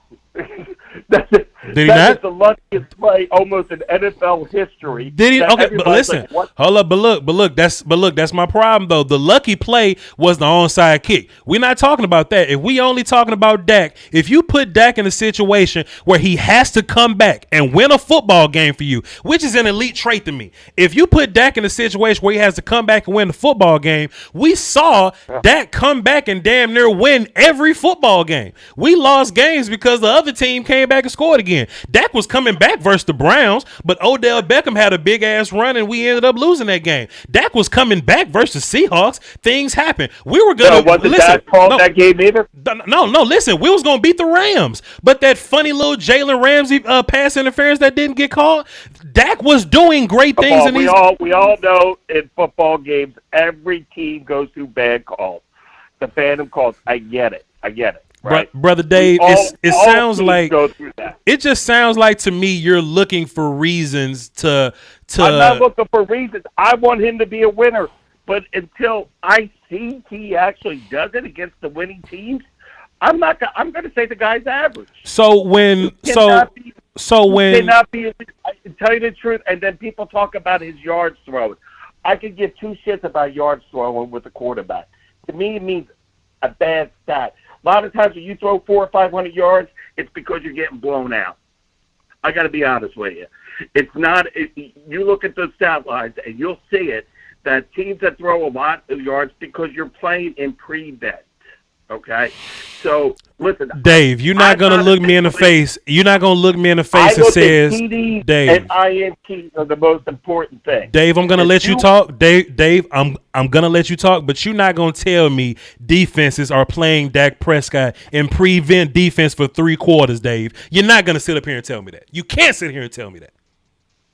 Well, when you're down by 25 points, yes, they do. So when when Dak brings the game within 7 points, they just keep playing prevent defense, Dave. They just keep playing prevent the whole game for 3 quarters. I did not say that. For 3 quarters. Okay, go ahead. Go ahead. I'm sorry. Okay, did not say that. Did not say that one bit. But what I'm saying to you is this: we would have won those games if we didn't turn the ball over. I guarantee it. Whose fault was that? That was Zeke and that was Dak. Okay. Now, you want to blame the offensive line. All teams can sit there. We can blame quarterbacks all the time for fumbling until we really get in that depth. No, it's the quarterback. They're looking at the quarterback. You turn the ball over, you're going to lose in this league. How about this? You got to clean up. Which quarterbacks do you have ranked over Dak Prescott right now? Okay, well, we'll just start in the NFC East, right? No. Just in general. Give me every quarterback in the league that you think is better than Dak Prescott. Well, I got to go by East. I got to go by East, and then I got to go by East. Okay, so let me start with the East, and I'll work myself down. Is that cool? You must got a long list, but go ahead. I got you. Okay. All right. So before this year, I did have. I mean, I don't like the Eagles, but I had Wentz higher than him. Okay, not this year. I think Wentz is absolutely horrible. I still think he's got great talent. But I'm going to give Dak as the top quarterback in that league. In the we'll go into the North. You got Green Bay, Rodgers. It's not even close. I mean, Stafford, to me, they're on par. They're really Dak and Stafford are on par. Oh, goodness. Okay. I'm going to say Tom Brady. Okay. You're going to sit there and laugh, but it's the truth. I'm listening to you. Wilson, I will take Murray over him, okay? Let me ask you a question because Russell Wilson just lost to the Giants, and that's not even a winning team. And his last 2 games, like he threw for 100. Best quarterback. of all time. So Russell Wilson just threw for 121 yards versus Washington, and he was in this terrible ass game versus the Rams. I mean, Russell wasn't the number one quarterback in the league for 5 weeks, and then top 10 5 weeks after he got hurt. But I'm sorry. Go ahead. I'm sorry. I cut you off. Go ahead. Can I say one thing about Wilson? I'm sorry. Okay, you look at his career. Go ahead. You pull his career numbers against winning teams. He's like top 3. Okay, he's proven that. I don't care. I don't look at 3 or 4 games. But you look at overall, Wilson is head and shoulders over Dak. I'm talking about today. My thing is Dak Prescott a top 5 quarterback today? I don't want to compare now Dak Prescott to Super Bowl Russell Wilson. That don't make sense to me. As of today, Dak is better than a guy like Drew Brees. Drew has the better career. Dak is better than Drew Brees right now. You see what I'm saying? I'm asking you as of today, what quarterbacks are better than Dak Prescott? Don't go back to 2016. Okay, so you're saying 2020. I don't think Dak had a good year. He turned the ball over. Now, he had a small sample of it. It was only 5 games. But you look at those games, he was one of the reasons why we were behind. So am I wrong? I just pulled up Russell Wilson. You said turnovers, right? Russell Wilson had a stretch where he had an interception, 3 interceptions, 1 interception, 2 interceptions, 2 interceptions, 3 games in a row with an interception. Russell Wilson has 13 interceptions this year, sir. Is he not a top 5 quarterback because turnovers matter to you? He ain't even got the same touchdown numbers that he had early in the season. So is Russell Wilson terrible as well because he's filled with interceptions, sir? You're trying to tell me if you're going to pick a quarterback today, you're going to take Dak Prescott over Wilson. That's what I'm trying to get an idea of what your criteria is. I'm trying to get an idea of what your criteria is. I want a quarterback to win. So he hasn't won. He has not beat the good teams. He hasn't. You talking about listen, my man. You talking about a quarterback that wins? Dak Prescott is one of the most winning quarterbacks in the league. So I just want to get Listen, great players play great against elite competition. And now you're changing your criteria. So, listen, okay, Dave, okay, listen. I love this conversation, by the way. But what I'm saying is you're changing your criteria every time I make my counterpoint. So you can say, I want a quarterback that wins. Dak wins more than those guys. You can say, well, I want a quarterback. Listen. Okay, but listen, Dave. Listen, Dave, I'm going to let you talk. I got you, Dave. Listen, I'm going to let you talk. And then you said you want a quarterback that beats winning teams. I say, cool. Dak is 6th versus winning teams. Then you want to say turnovers. Cool. Quarterbacks that you like turn the ball over too. I just want to get an idea for your argument, but I want you to stay on that argument and not switch it. Go ahead, Dave. Okay, I'm not switching. What I'm saying to you is I want him to beat the winning playoff teams. You pull the last 3 years on Dak Prescott. You tell me how many games he has actually played great. Give me those specifics. I have an entire video where I broke it down. Dak Prescott is 6th amongst quarterbacks in the league versus those teams, sir. I did the research for you so you wouldn't have to. Against playoff teams. Yes, sir. How is that even physically possible when he was 1-7 last year and had more INTs and TDs? Because he's played more than 1 year, sir. No, okay. You said we said the last couple of years, right? You can go watch my video, sir. You can go watch the video. I pulled all the numbers and I did all the numbers for you. I did all the work for you, sir. You can go watch the video. But Dak is 6th versus winning teams. So 2019, did he have a good year? Did he have a good year in 2019? His early 2018 was not good. Then we got Amari Cooper. Then he did well and went to the playoffs, sir. I'm asking you 2019, sir. 19, he had a good year numbers-wise. But he went 8-8, I think, because his defense let him down, I think, in my personal opinion. Okay, so you think you can win football games throwing 8 interceptions and 8 touchdowns in 8 games? You think you can win that? If Aaron Jones doesn't run for 4 touchdowns against you, you are listen, you are 9-7. If Mitch Trubisky doesn't beat your defense up, you're 10-6. If Sam Darnold doesn't beat your defense up, you're 11-5.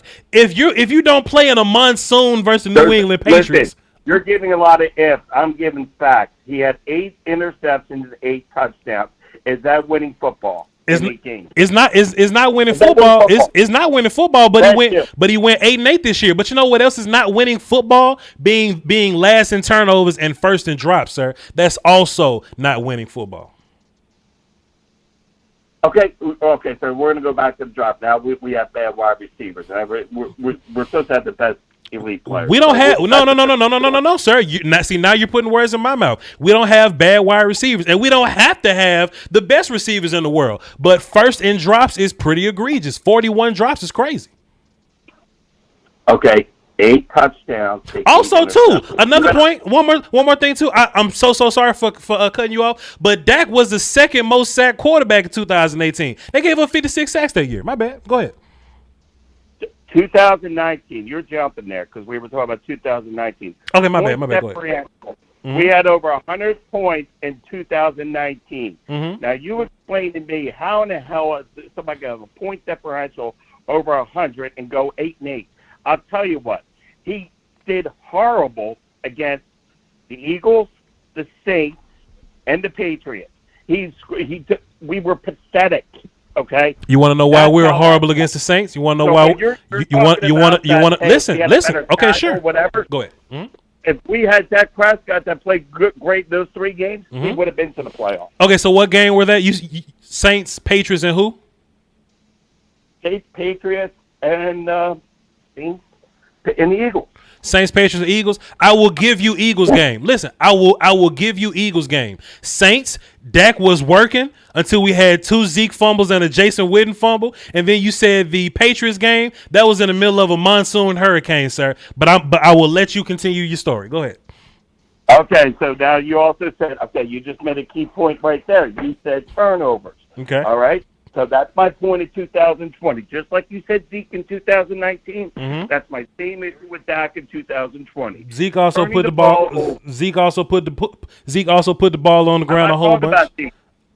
I'm not talking about Zeke. I'm talking about Dak. I feel like you just talked about Zeke. Okay, go ahead.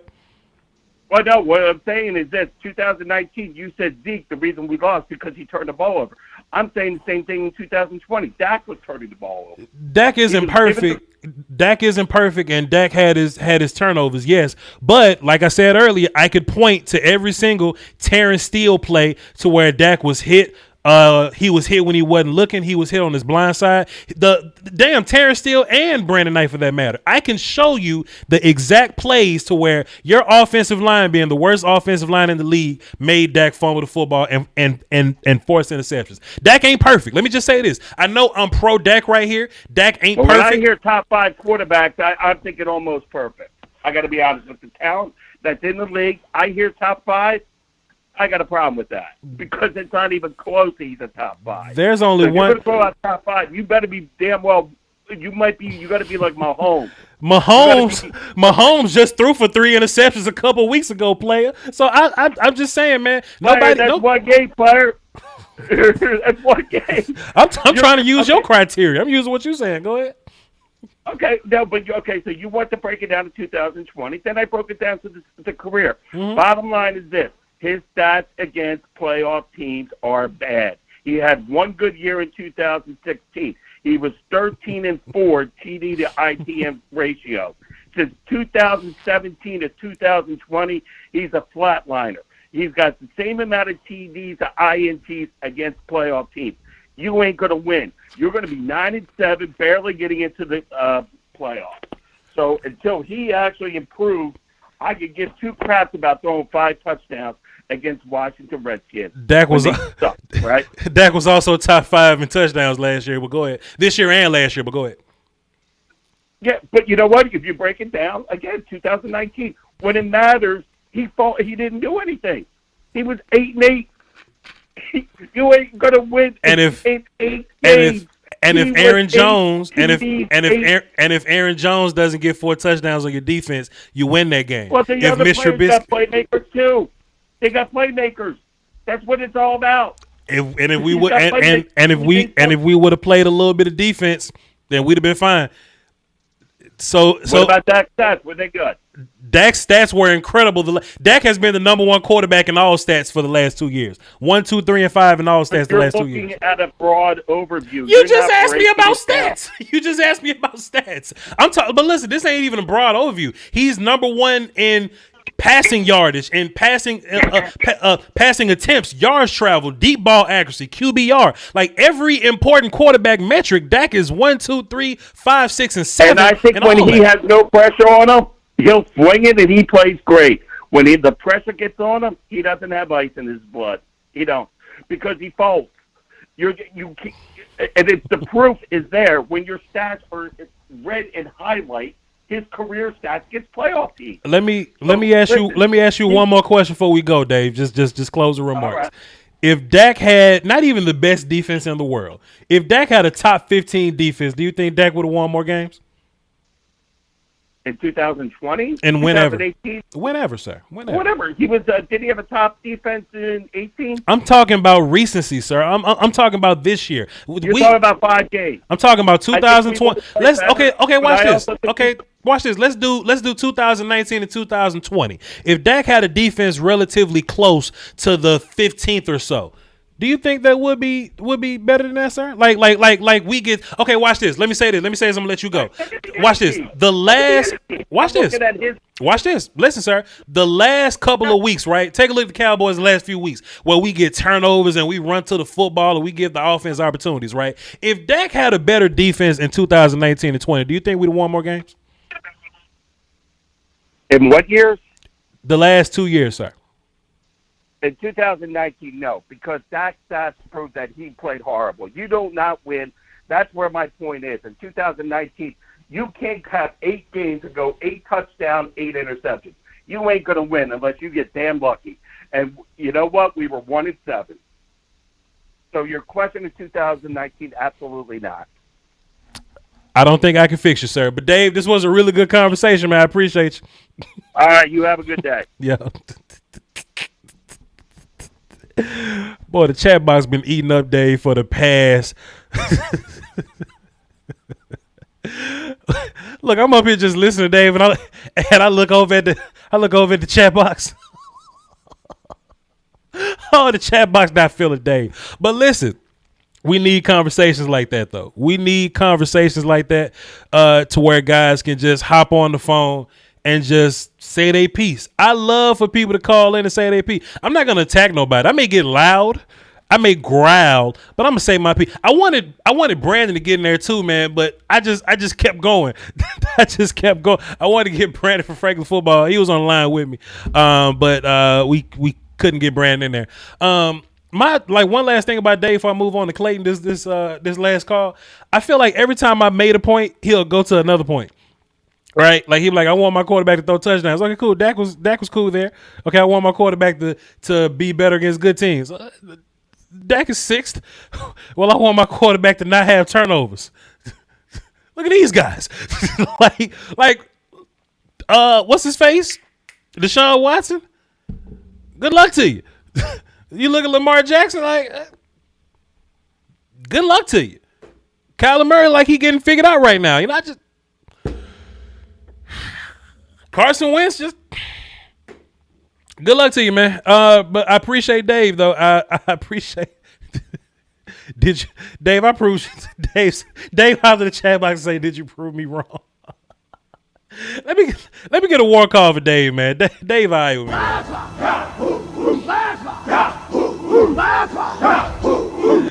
Patrick Ferris hit my Cashapp a little bit ago. My bad. This was actually an hour ago. My fault. He dropped 10 in there and said, "Keep up the great content. I sincerely apologize for missing this, sir. But better late than never. We did get it in here. I appreciate you. We're going to do the last call. The conference has been locked. We're going to get Clayton up here, and then we're going to go watch film on the Patreon. So let's go, Clayton. What's up, Clayton? Hey, so, even the great Pat Mahomes looks fucking trash. And he played trash teams, but neither here nor there. Yeah. What I wanted to get into was, you talking about Randy Gregory rolling out of bed, and man, is he a fucking stud. But I think that if Jerry would go just cut him even the slightest of a check, And like you said, play that little card of, hey man, we stuck by you while you were being suspended all those times. Yeah. You know, now's your time to stick with us. I think he would do it. Yeah, I agree. Plus something that's like really important. I said this earlier too. Randy ain't got a whole bunch of mileage on him, so I feel good about giving Randy a long-term contract because he's been sitting out for the most part, so he ain't got a lot of wear and tear on his body. Good point there. Go ahead, Clayton. Would you bring back Gerald McCoy? I would, just because we are realizing how important depth is on defense, and let him come in, and him and Tristan and Neville Gallimore, just let them dudes come in and rotate and switch out spots and let them figure it out. Because if anybody get hurt, then you don't want to be in a bad situation where you ain't got nobody that can come in and come in and play for you. Like now, like two people get hurt and the damn defense is a shambles. You know what I mean? Right. Mm-hmm. Yeah. I'd just be curious if and I think he would. I mean, I'm not on Twitter a lot, but he does seem like he follows quite a few teams, but he's hot and heavy on sticking with the Cowboys. And just the way he exited when he left, or when we cut him, and he said that he's still around to mentor guys. I think he'd come back, but I would love it. I think he'd be a great addition for us. Yeah. I got you, my guy. I agree 100%. As much help as you can get. My big thing about like making these runs, man, playoff runs, you just need as many people as you can get. And Antoine Woods may not be like a real sexy starter for you, but it's more so of a situation like if Neville Gallimore starts at one tech next year and he needs to get a break, then Antoine Woods comes out. Instead, this year, when Antoine Woods comes out, the kid with the weird name I can't pronounce comes out there, and he's not good. You see what I'm saying? Yeah. So we need depth too. Yeah. No, I think our lines definitely looked good when we've had guys able to rotate, and we can just keep those 1 and 3 techs fresh. And I think that's just a product of being a big boy. I'm one of those guys, and I don't stick around for very long. But my last thing was I don't even remember why we were talking about. We were looking at bringing back receivers, and what guys to bring in, if any of the guys that we have. But do you think with the weapons that we have, that it would be necessary for us to bring in more than 5 receivers on offense?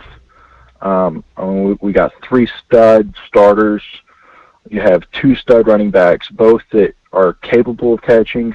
I think Pollard's just a little bit better than Zeke on catching the ball, but both are just fantastic. And then as Dalton Schultz has stepped up this year, I think we got two great tight ends. Yeah. That's partially why I really don't want to draft on offense, right? Because we just got so much talent. I can't imagine what the offense is going to look like when everybody's healthy. When we get the tight ends going, Dak is going, O-line is good. I just can't fathom, how top tier is going to look, So we just gotta wait and see, man. Yeah. But like even like draft wise, right? Somebody saying, hey, let's draft Kyle Pitts and put him at tight end. I think Jarwin would be fine, and Schultz has proven that he's good. So, yeah, I think if you're going to draft any offense this year, it's got to be O-line. Yeah.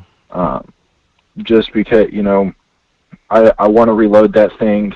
It would be nice.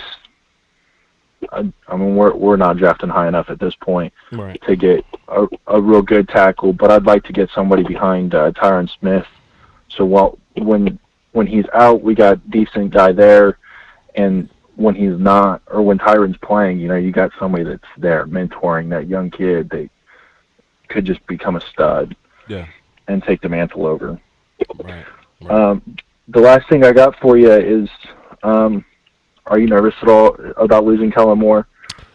Yeah, man, I don't want to lose Kellen.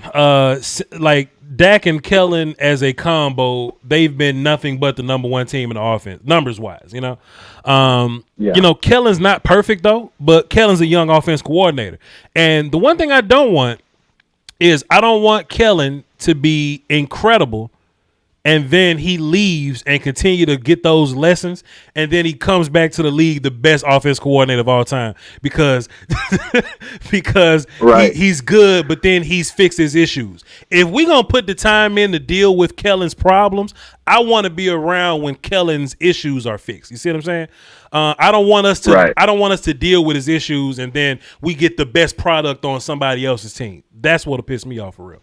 But yeah. I think it'd be crazy, but I think Jerry has just got to back the Brinks truck up and be like, hey, look, I know you're a hometown kid. You want to go back to Boise, and Boise is everything that you've ever dreamed of, but here's 3 times the amount that we're paying Mike McCarthy, and eventually, I don't know. It's hard when you just brought in a new head coach to say, hey, you're the next runner-up, because when's that going to be? But I think that's the only option you have here. Yeah. We'll see what happens, man. If we lose Kellen, we got to go find one of them dudes in college or something. I don't know. But Clayton, good call, man. Appreciate you. Hey, appreciate you, man. Yeah. Keep up the good work. Salute, my guy. Good call from Clayton. Get Clayton up out of there. All right, chat box. It's your time. For whatever reason, if you couldn't call in, Dak only threw 11 interceptions last year. That ain't even crazy. That ain't even bad.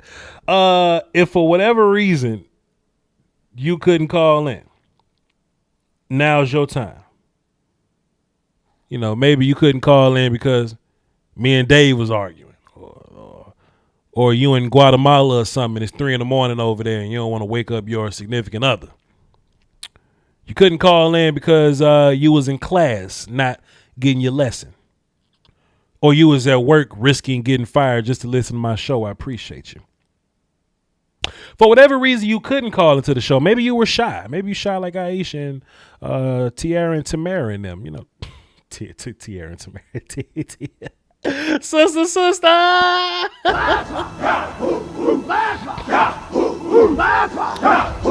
For whatever reason you didn't call into the show, now is your time to communicate with the show.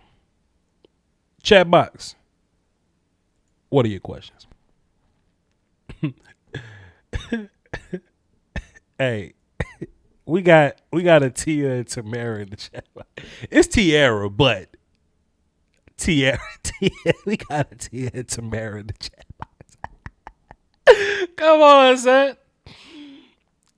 son. Nobody tapped me on the shoulder and told me we got a Tia and Tamara in the chat box. Nobody.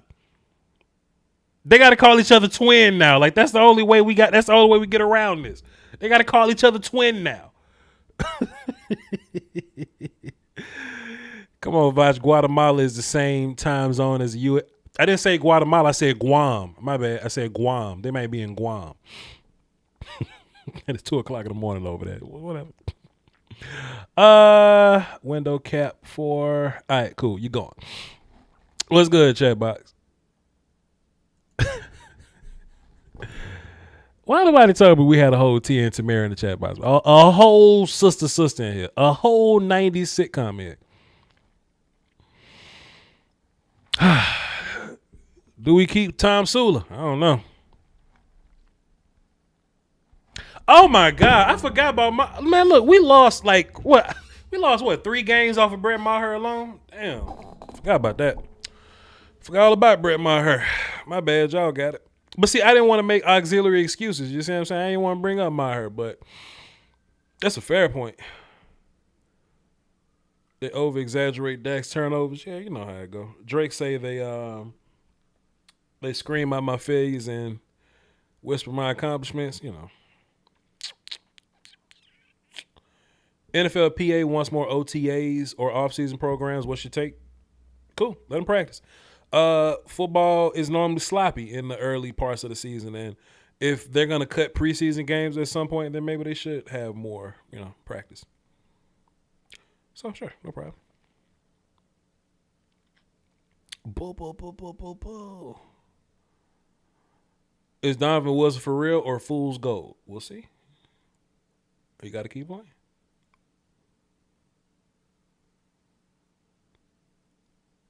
Yeah, my hurt terrible. My bad. Yeah. I got to go to my super chats. My bad. I was up here fussing at. I was fussing that fella. Bahama Boys, Voch on me, Davion Nixon is the truth. I'll get there at some point. Appreciate you. Nene dropped the deuce in the super chat. Happy New Year. That's the party horn. Shouts out to you, Nene. Brother Robbie says, he dropped 5 in super chat. He says, a mind changed against his will is of the same opinion still. That's a quote from Brother Law Nation there. Appreciate you, Brother Robbie, for the super chat, sir.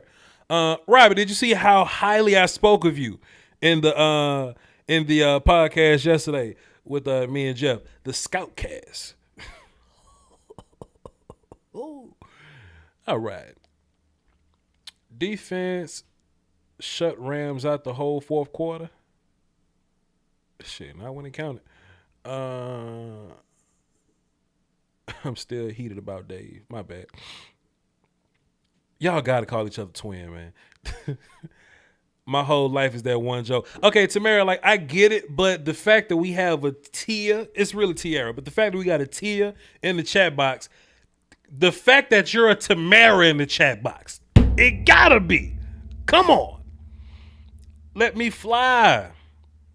Should the Cowboys trade a 4th rounder for Cam Hayward? I don't know. This ain't mad. We can't trade pieces like Tyron for sure. Tom Sula, clock game for sure. You're making Dr. Football.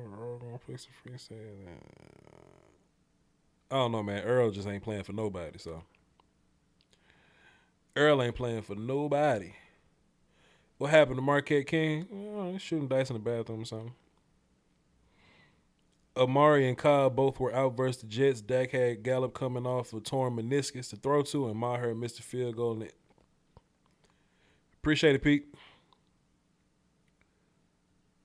He's a Dave Aromo head. He's an old head. Yeah, facts. Dr. Football really holding on to the 2019. That's very interesting, too, man. I be making these, like, Dak Prescott nowadays conversations. What do you think about Dak Prescott now? Nah, we're going to talk about 2018. Say, nah, let's talk about 2018. They're both cute. Well, they're twins, so they look the same, Von. Like, they're identical twins, so come on, Von. That's clear. Come on, Von. We know that. That's understood, Von, you know. Connor Williams for Quentin Williams. Oh, he's talking about Jets. Quentin. Why would they do that? Why would they give us Quentin Williams for Connor Williams? I don't know. Let's be nice to Dave now. Dave had the gumption to call in. See, this is why people don't call in, because y'all be trashing their ass in the chat box. This why. This why. Just sign up to the Patreon. Appreciate it. After this, I'm going over there. We're going to watch Jamar Chase and Jalen Twyman. Appreciate you.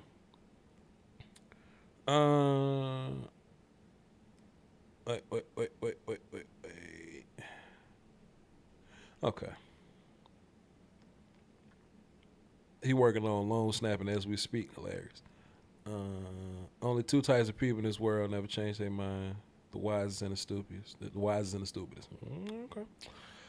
Okay. Go home, Roger. Go home. Let's not say bad things about Dave. We don't know that now. We don't know that. We don't know that now. Come on now. Aisha mess as hell. Iris and Aisha mess as hell. We don't know that. Scoutcast, the best thing on YouTube, period. Facts. Shouts out to me and brother Jeff. Jeff's ally. We put out a pretty good pod yesterday, and we're gonna name it Scoutcast. Scoutcast. Do we fix the O-line in-house? Man, we just gotta get healthy. Man. Nick Bolton, if we make the playoffs, hell yeah.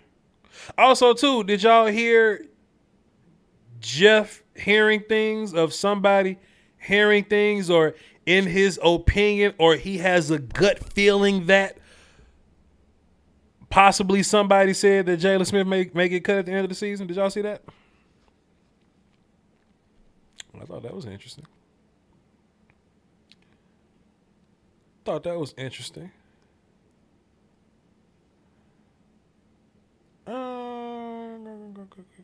If you can only see college versus pros, which is your preference?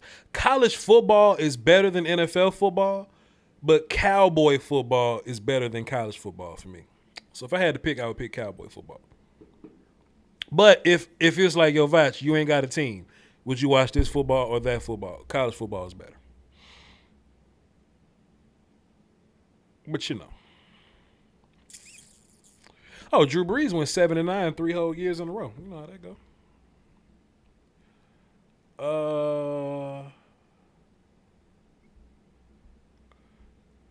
Blink once or twice.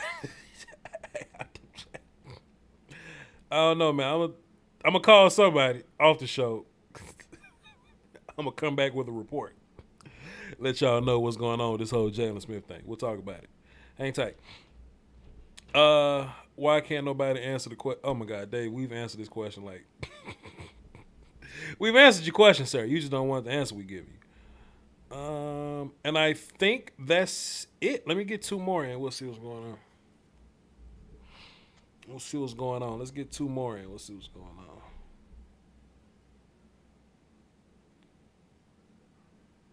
That man did say Dak and Matt Stafford like close. It's crazy. Pay Gregory or Gallup? Gregory. All right, y'all. Appreciate you for tuning in. This was a very interesting one. Appreciate Dave for calling in. We need to hear more from the other side. I feel like we always get my opinion. But we never hear about the people that disagree with me. You know, for the most part, they don't really call in.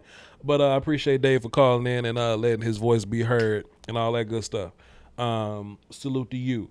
And I think that's all I got for y'all today. If you're in the Patreon, I'm about to go live again for a couple of hours in the Patreon. And we're going to watch Jamar Chase, wide receiver from LSU. Then we're going to watch Jalen Twyman. They say that he compares to Aaron Donald. We're going to see. We're going to see. He's a defensive tackle from Pittsburgh. Also, if you're a member of the Patreon, go in there and vote on my 3 polls up there. I got 3 polls up there that'll kind of take us in the direction of the next film that we do. Brother Shaq Edwards, the Vikings fan, he says, Happy New Year's, Voch. Thanks for the awesome draft information, and keep that third eye open for Scouting Man to 2021 CD versus Jefferson. Yes, sir. That would be a fun conversation to look for those sophomore receivers when our quarterbacks get right. I don't know if y'all gonna have Kirk. But we definitely gonna have Dak, all right? With that being said, man, y'all hold down for the Doski Walks and Peace Whiskey. Do not get arrested tonight. Whatever you do, don't get arrested tonight. Call somebody you love, tell them you love them, and hey man, be cool, be sweet to people, man. Try to make the world a better place, all right?